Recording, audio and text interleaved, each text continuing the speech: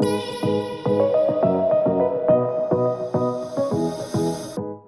I got my start by accident.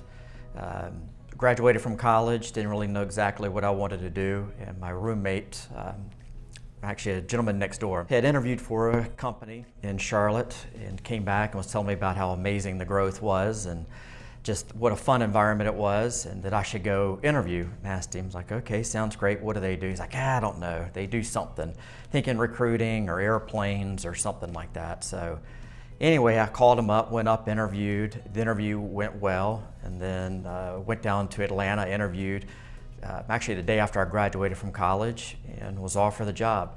Still didn't exactly know what we did. I remember sitting in the last interview like, okay, so what am I doing?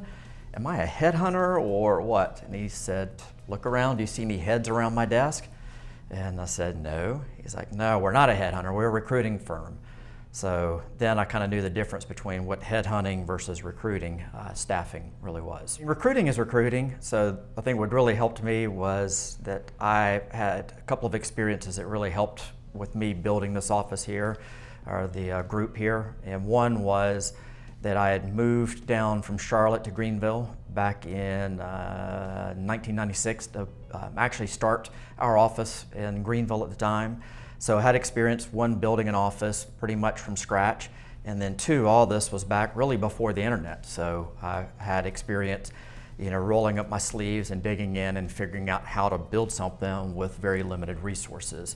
And it's been, pretty much the same here. Coming over here, we had no food and beverage experience before. So really just relying upon my experience to build something with maybe some limited resources and, put it together. And that's been hard work, but well worth it, something I really enjoy. Last year was a great year.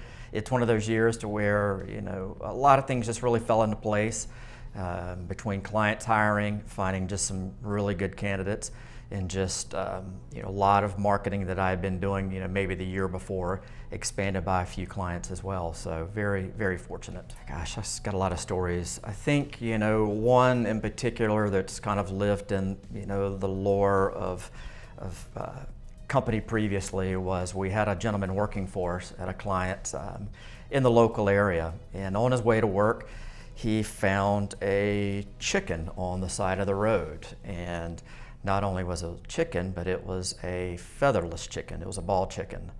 So being the kind heart that he was, he picked the chicken up and took it to work, and didn't want to leave it in the car. So he took the chicken into his workplace and had a featherless ball chicken sitting on his desk at work for the day. The client called us and told us a story, and it was very hard to believe, but we believed him, and had to call the gentleman and just make sure that he knew that, okay, this was not something he could do every day.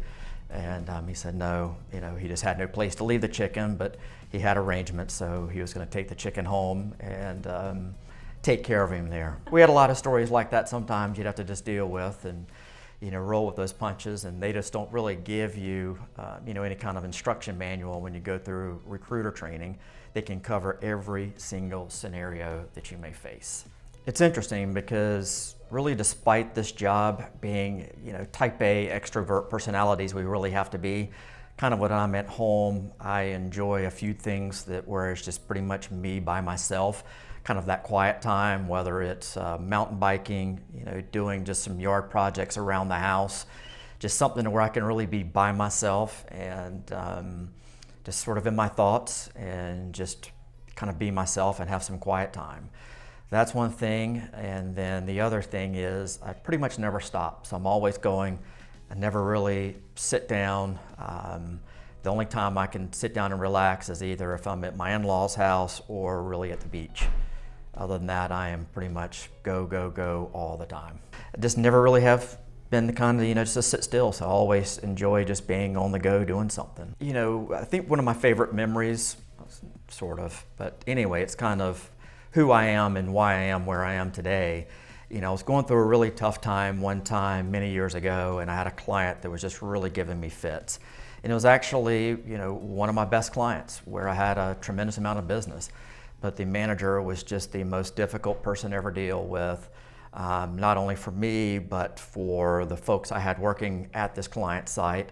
And he had a very bad reputation, within the business community of not being a good person to work for and work with. And I remember he just finally pushed the last button on me. And I remember I wanted just to send off an email and just tell him that I didn't want to do business with him anymore. And I remember my boss walking in and reading that email, kind of talking me off the ledge, talking some sense into me, telling me to pretty much just suck it up, find a way to work with him. And we did. We weren't best friends, but we found a way just to really manage and make it work. And what that did is just kind of catapulted me for a good 10 to 15 year run of some high success. So I look at that, and if that didn't happen, then who knows what might have happened after that. So that certainly helped me to be where I am today. And as far as another unique story of kind of where we are, I ended up actually meeting my wife through recruiting as well. So I had hired her college roommate to be a recruiter in our office, and we ended up meeting through that way, and we joke about it all the time. So things just happen for a reason.